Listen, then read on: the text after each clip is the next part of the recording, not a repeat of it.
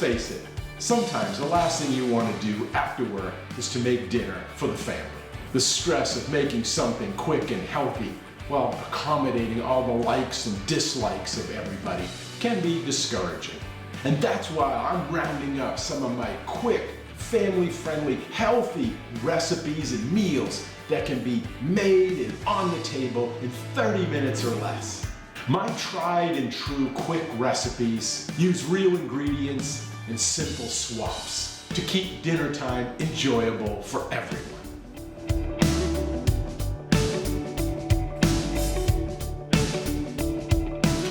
Hi, my name is Colin Roche, and I'm the Dean of Biscayne College for the Liberal Arts and Social Sciences. And welcome to my kitchen. Today I have a great 30-minute or less meal for you, and here is the recipe which I will post so you can make it in your own home. Today we're going to be making garlic sesame lo mein with your choice of protein. Leave it as is for vegetarian or add other protein items. Today I'm going to add shrimp. You could also add chicken, some beef, scallops, tofu, whatever you'd like. Again, with recipes are just a guideline, no rules. You can add extra spice, take away spice, add extra garlic, and I'm going to give you easy swaps along the way. You could use some store-bought prepared products, or you could do it from scratch. But the main thing is to get in there and do it and make those easy, healthy meals for you and your family. All right, let's get started. So I have the recipe here, as I mentioned. It's a quick, easy Asian noodle dish. Entree, you can even use this as a side dish. Garlic sesame lo mein, loaded with classic garlic and ginger flavors, as well as toasted sesame seeds, which I'm going to teach you how to do. You can make it, again, spicy or as mild as you'd like with these dried chili peppers that we're going to put into it. So you got to start out with some lo mein noodles. Hard to find lo mein noodles, but if you can, definitely use them. I just use linguine, or you could use spaghetti. Same kind of idea. So this is what I'm using that's really quick. We're going to use some vegetable oil to saute our garlic. We're going to put in some fresh ginger, some red pepper flakes, soy sauce, of course, toasted sesame seeds, some green onions on top, and our optional protein. You could also add other things that I mentioned. Like I happen to have some cremini mushrooms or button mushrooms, or you could use shiitakes, whatever you happen to have, common mushrooms, and an onion I'm going to add. But you could add carrots, broccoli, cauliflower, whatever you have, snow peas, all of it will be good in here. Maybe you have some leftovers from a previous meal, add that in as well. So the first thing we want to do is get our water going. So if you look over here, I have a pot with water, just bring it up to a boil. We want to make sure we salt that water. Again, pasta is a starch that's going to absorb the water to soften, as well as any flavor that's in the water. So we do want to add salt, generous amount of salt. So we'll put that into our water and let that keep heating up. So we'll use that. Pasta's usually, 6 to 10 minutes, depending on the shape. If it's angel hair, if it's egg noodles, some of it could be a little bit more if it's really thick. This one here is 10 minutes. So we got to factor that in. So as we get close with our stir fry, we're going to drop that in. So we want to get our water to boil as quick as possible. Oftentimes putting a cover on the water will make it heat up even quicker. So if you're in a super hurry, just cover it. So you see here, I happen to have my saute pan that I'm going to saute with. I'm going to use that as my cover. This way here, I get to use it for two different things. It's going to heat the bottom when I'm getting ready to saute, but it's going to act as a cover for my water for the pasta. So put that down. You're also going to need another little pan to saute the sesame seeds. If you've never had toasted sesame seeds, you're in for a huge treat. And this goes for all nuts and seeds. There's a lot of essential oils in them. You want to bring that flavor out. These things could be sitting on a cabinet somewhere on a shelf, and they've lost a lot of that pop. So we're going to use no oil, and I don't like to use a Teflon coated pan. I just use a stainless steel type pan if you have it. I'm not going to toast them in the oven. We're just going to get this hot. We're going to toast them to bring out those oils, and then we're going to pour it onto a plate. So I have one of those. I'll show you that in just a second. But first we have some chopping to do. Okay, so one of the things we need to do is garlic. Okay, garlic. Feel free to use the jarred garlic. You can find it out there. Again, it's been sitting in oil, so it's not going to be as pungent. But for cooking, it's oftentimes fine and a true time saver. But if you'd like, you could use regular garlic. Real garlic, so easy to use. To keep it, you just pop it off these cloves from the bulb, take a knife, trim off the end here.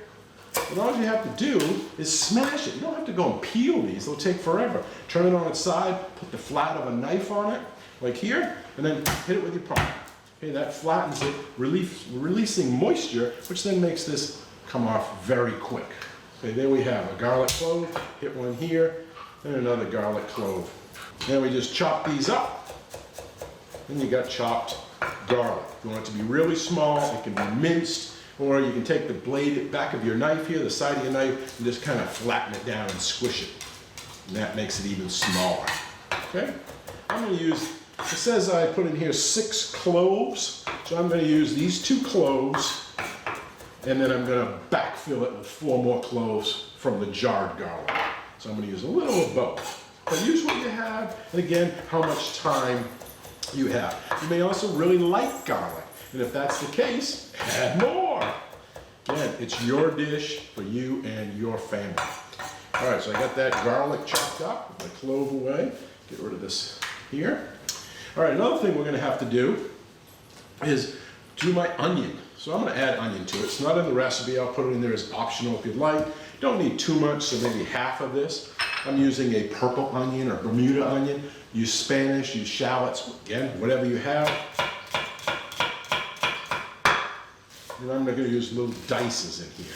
You could certainly use slices if you'd like, but to tell you the truth, one of my sons does not like onions. So if it's invisible or detectable, he will not eat the dish. But if I make it small enough, he may not see it. So I've got some onions over here that I'm going to use to sweat down. And then I'm going to put a few mushrooms in. So these are mushrooms. You can get them at the store, any type you'd like, common mushrooms. A good thing about these is get them when they're on sale, whatever type it happens to be. Don't wash them when you first get them. Mushrooms are like a sponge. They will absorb the moisture. So leave them as you buy them in the store. Just before use, then wash them and then dry them. I pat them dry with a paper towel. You do want to wash them because there is dirt and other things that it's grown in that are still attached to it. You don't want to be eating that. So I'm just going to slice these mushrooms. I'm just going to do 3 or 4. That's enough. Again, I mentioned broccoli you could put in there. Carrots, whatever else you'd like. So I've got my ingredients. Now this is a fast dish like most stir-fry dishes. So it's going to go quick. So it's important to have all your ingredients ready. Do all this work, have your little bowls of everything. And once you start it, it's going to come together super quick. In the industry, we call this mise en place, everything in its place. That's why when you go to a restaurant, they can cook the food, you put your order in, 10 minutes later it's on the plate. It's because they have everything already chopped, they're just waiting for that order to come in from the wait staff, and then they just finish the dish. The sauces are already hot, they already have everything already portioned, ready to go. If they had to start from scratch when they got an order, and then go and fabricate it and get everything ready, it would take hours. So this is kind of what we're doing. It helps facilitate that. And when you're chopping onions and stuff, sometimes if you really want to get ahead, chop a bunch and then put it in a little Tupperware container into your refrigerator. And then every day when you need onions, it's already chopped, so you do it once. Okay, so we have the garlic, we have the mushrooms. Let's check our recipe here, what else we have. So we got garlic, ginger. This is one area that I don't recommend that you use. So this is boiling up nice over here. We'll take that off. You don't use dried ginger. Dried ginger, that spice that comes in the jars, not very good, So maybe okay in a marinade or something, but for this dish, the ginger is going to be a prominent player, prominent flavor. You want to use fresh. Now, if you ever used fresh ginger before, this is a rhizome, so it's kind of like a root. Plant comes up underneath, it grows under the ground, like a potato type thing. So this is called a hand of ginger. It comes like this, and you just break off these lobes, right? Or fingers, some people call them. So depending on how much you need. And then you just have to peel it. Some people don't even peel it, but I would. Now, you don't need to break out a peeler. That sometimes takes too much of the ginger away.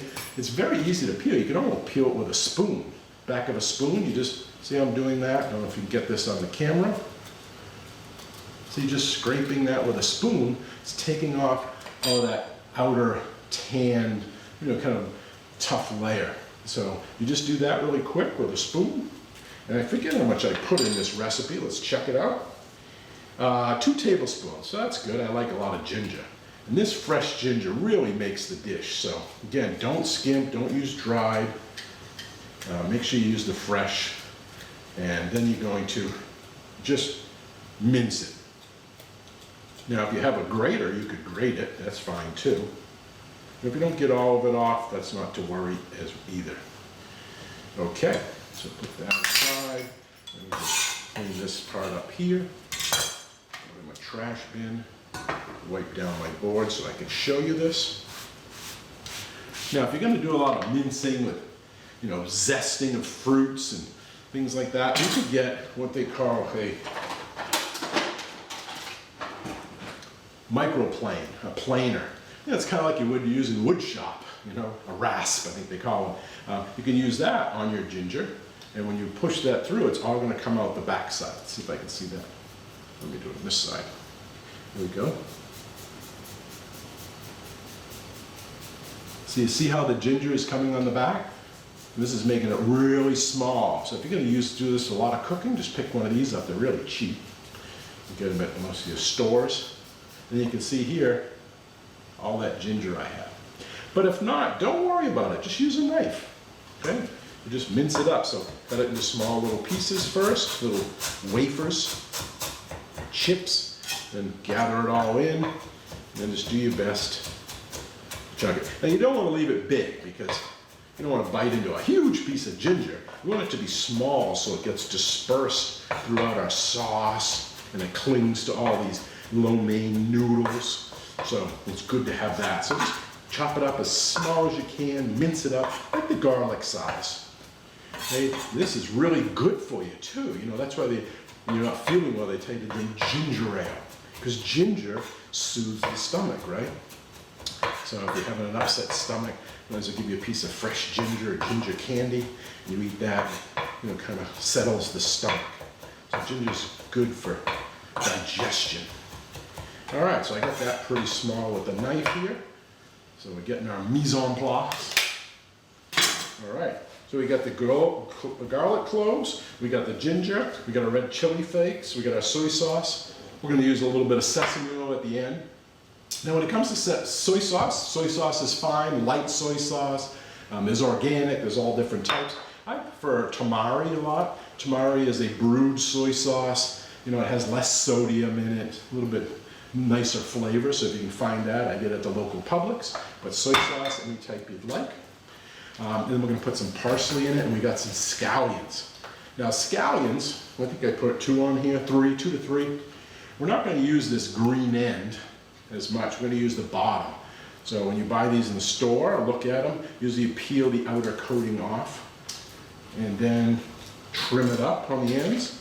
Make sure you wash them. I've already washed these. And then what I like to do before I cut them, so to give you a little bit more surface area, is I'll take the knife and cut down through the middle of it, through the stem. Do it on the board, so now it's like in half. All right, so put it on the board, and that way there it gives you better coverage. And then I'm just going to cut it, maybe on the diagonal a little bit. And this is just going to get sprinkled on. Well, we'll put some in the stir fry, and some of it will get sprinkled on afterwards. Now don't go into the green too much. That gets kind of tough. You don't want that in your stir fry. It is great in stocks if you're going to make a chicken stock or some kind of broth to put that into it. It does have flavor in it, but just not good when you're going to eat it by itself. So we have all of these ready to go. Now I just want to show you toasting the sesame seed. So I have white sesame seeds, which is what I recommend. There's black ones as well out there. So we're going to turn up the heat onto this non-stick pan. And we're going to toast them, and I'm going to show you how that is done. And I also have some shrimp here that I'm going to use. Now I bought these Publix, it was BOGO, so it was like $7 for a whole bag of shrimp, so this is only like a quarter of it. And to again save time, buy them already cooked, already deveined, right? Already the shells off them except for these little tips. So it's like a cocktail shrimp. So this is quick save. You don't have to cook shrimp. You don't have to make sure when you're sauteing it that you cook it all the way. They're already done. So all you have to do is just break off these tail pieces. here, and the shrimp is ready to go. Now these are kind of small, so I'm going to leave them whole. But if you wanted to, if there were bigger shrimp that you happen to pick up, all you do is just either chop them up, but I like to slice them in half.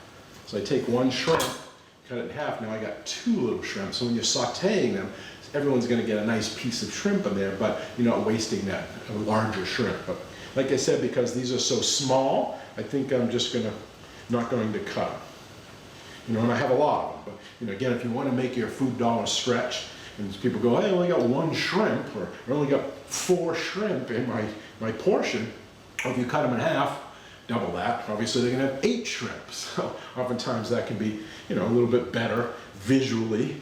You're still getting the same amount of shrimp weight-wise, but looking to get more spoonfuls or forkfuls of that shrimp, so you know, you get a little bit more taste in every bite. It spreads it out a little bit, makes it last longer. So that's good for shrimps there. So put this off to the side. All right, so I think we have everything except for our sesame seeds, and then we can start sauteing this. So I'm going to drop my linguine now. I know it takes 10 minutes, and it's not going to take me 10 minutes to put this dish together. So I am going to take the box out, pour it into your heavily salted water. And I'm just going to spread it around so it can fall. I'll probably use the whole box I tell you to use here. So use the whole box if you'd like. Cut the recipe in half if you want to, you know, do half of it. This, I would say, going to serve 6 people. You're going to want to do more. So the pasta is about 10 minutes. Now that's a guide. It's from the manufacturer. You look at the box, see what it says, and that'll give you a good rule of thumb. But really, you want to taste it. You want it to be, you know, to have a little bite to it, al dente. You know, you don't want it mush, but you don't want it too hard. So when I get around the 8-9 minute mark, I'm going to test it, because you never know how dry the pasta is. You know, there could be humidity in the air, more moisture. It's going to cook quicker.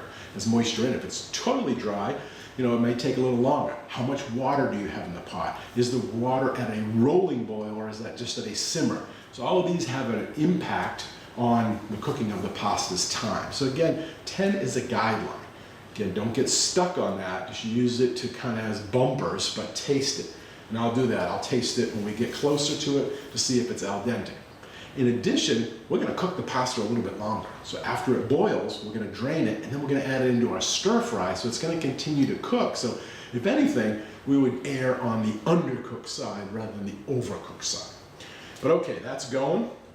So we have our pasta going. Let's check our recipe. Yes, pasta's going. We got our vegetable oil, we got our garlic mince, we've got our ginger mince, we've got our chili flakes ready to go. Soy sauce is here. Toasted sesame seeds we're going to do in just a second. We got sesame oil, green onions are ready to go. We've got our shrimp. I added some mushrooms, I added some onions. Maybe we could add some broccoli, whatever else you'd like. I'm going to put some parsley in it too at the end here. It doesn't say that, a little more color. So now we've got this pan, and I can tell it's really hot because it's smoking. I don't know if you can see the smoke on it. So we've preheated this. You got to be careful. If it's preheated, it's really hot, it's going to go quick. If you're a little bit nervous with it, start with a cold pan. Cold pan, put your sesame or your walnuts or whatever you're using, pecans, in there, and then put it over the heat, and then you'll see it slowly start to toast, and then you know it's ready to go. It's a little bit safer way, but I've already preheated it, so it's going to go pretty quick. So I have my sesame seeds here. I just want to bring out that flavor, toast them up a little bit. So I'm putting those in, and then we just have to shake it around. I'm just moving it around. I'm going to turn that burner off because the pan's hot enough. You can already smell the toast, the wonderful fragrance coming out of those, and that's really what we're looking for. So they're white. I'm going to get them a little bit tan. You know, let them sit in that pan. I'm going to bring some of that oil out to the surface. Don't want them to burn. Now the other thing is you have to be careful. There's carryover cooking. So once you get it to the right point, you can't put this down. It will burn. There's still residual heat in this pan. So what you're going to do is when you get it to the level or the place that you want for the toasting, pour it into a plate, a cold plate, to stop that cooking. See, I don't know if you can see that, but you can see they're all tan now. They were white to start, so quite a few of them are tan, and just wait a little bit longer. You can smell the fragrance. This is going to make a big difference in all of your cooking, not just this dish, if you toast the seed or the nut beforehand. All right. And that's where you get this sesame oil from. It's basically made from toasted sesame, and that's why it gives it that great flavor. We're going to use that too. Okay, so if you look, you can see it's pretty tan. I'm going to pour it into this bowl now, and they're done. All right, put that off to the side. So let's give our pasta a stir. I think we got about 4 more minutes. So I'm going to start our stir fry. So I'm going to move this to the back burner. And I'm going to put the pan here on the heat. Wipe off the water here from where it was used as a cover. Okay, now we're going to go into stir fry mode. Okay, medium-high heat. We're going to add our vegetable oil first. 3 tablespoons or so. So we're going to saute all these vegetables up. Again, no measuring. We're not baking here. We don't have to make sure we have the right amount of yeast or baking soda and stuff. So eyeball it. This is going to help make your cooking a lot quicker as well. Get an idea of what a tablespoon is and then just eyeball it. Maybe you're a half teaspoon under, a half teaspoon over. Not really going to make a difference. If you see it needs more oil, you can always add more into it. Okay, so then we're going to add our garlic and our ginger. So let me move my shrimp. Now, if the shrimp were raw, we would add them now. If there was raw chicken or something else we needed to cook, we need that. But we don't need to cook them. They're already cooked. We're just going to heat them up. So they're going to go in at the end. And I'm also going to add my onions now too, because onions weren't in here, but I know they need to cook, so they're going to go in with the garlic and the ginger. Okay, I'm not going to add the scallions because they cook very quickly. Now get yourself some kind of tool to stir it with. And I'll show you what it looks like. You can see, you can already smell the garlic and the ginger, it's great. And we're just going to put that in there in that oil. And medium heat, we don't want to burn the onions or the garlic. We just want to breaking it down, releasing the moisture and making the aromatics come out, and then the sugars come out, and it all to blend as the foundation or the base of our dish here, our sauce. Okay. So we got that going. I put in here, add it, cook 2 to 3 minutes. Again, you just wanted to get it fragrant. So keep an eye on it, adjust your heat if needed. If it starts overcooking, you turn down the heat and also just remove your pan. Take it off the heat for a minute, that'll cool it down. You need to turn it up. Again, everyone's heat source is a little bit different calibration. So this smells great.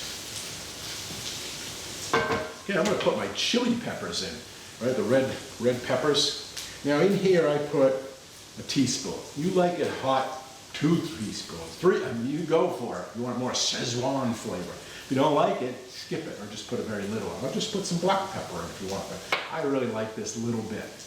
So I'm going to put about teaspoon, half teaspoon. There's a lot of pasta going in here, so we need a lot. Again, I'm just measuring in my hand here. You don't see me with a teaspoon measuring set out here. Now this chili is going to flavor the oil that it's cooking. It's going to release that capsicum and the flavor into the oil, which is going to season our noodles. So put that in the oil. You can smell it right away. That's great. And I'm also going to add my mushrooms now. Mushrooms have a lot of moisture in them. So I put them in the oil, and they are going to release some of that moisture and cook down. That's going to get nice as well. Let me just give you a quick preview of this. I'm going to have to get an overhead camera. You can see it there.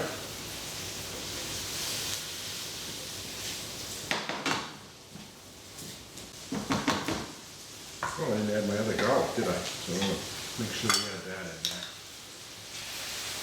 I just added the fresh garlic, but remember I only did 2 tablespoons of that, and I needed 6.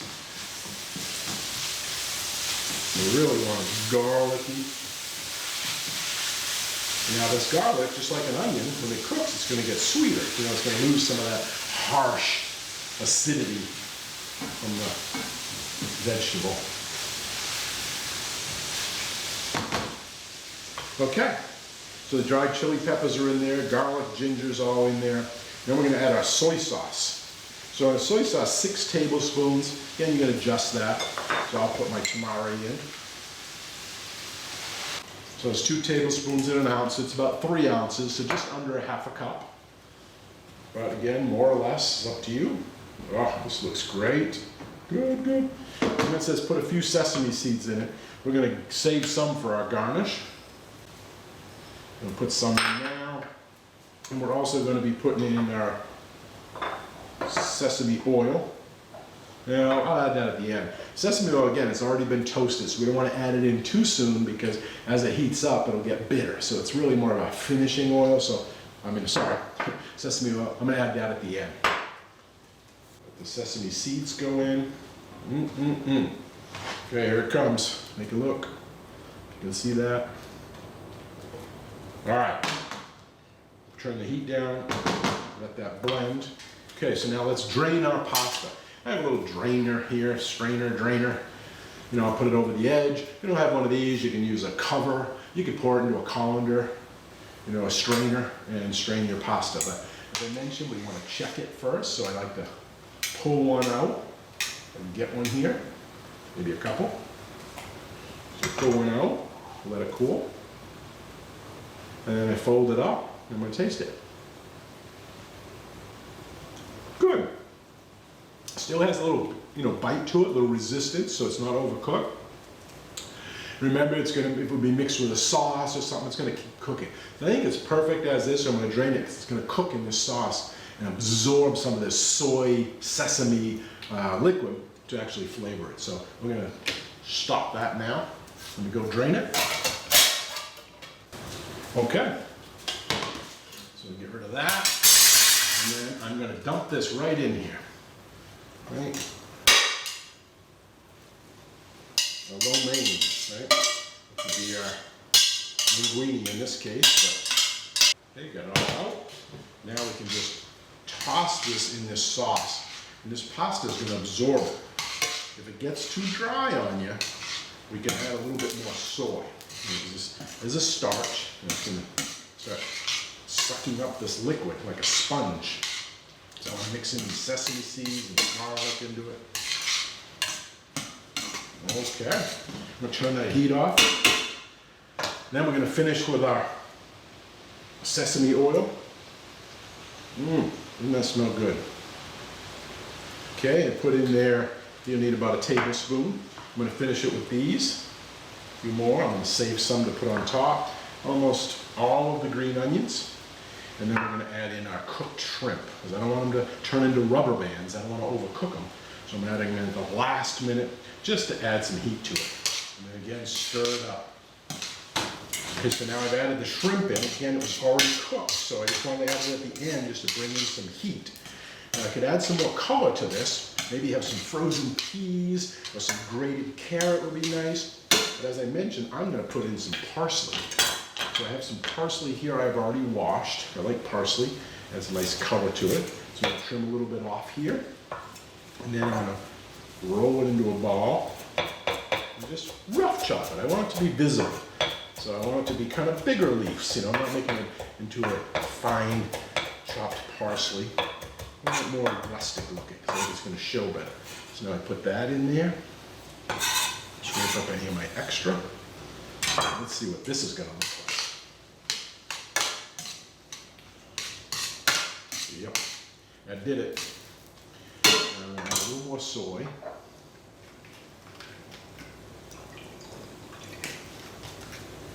Stir that in. And then I want to give it a taste. Fork here, twirl it around. I don't need to taste the shrimp because I know what they taste like. I'm really interested in the sauce.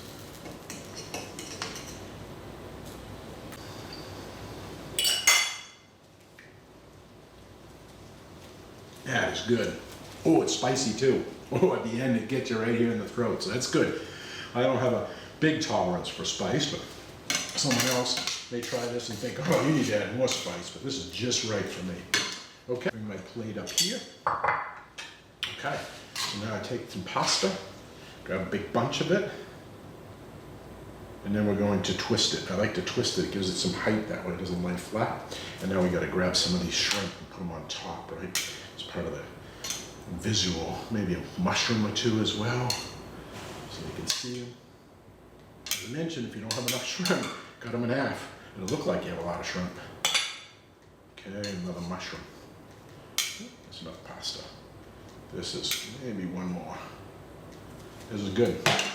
Okay, a little scallions and a little more sesame seeds. Okay, there is the dish.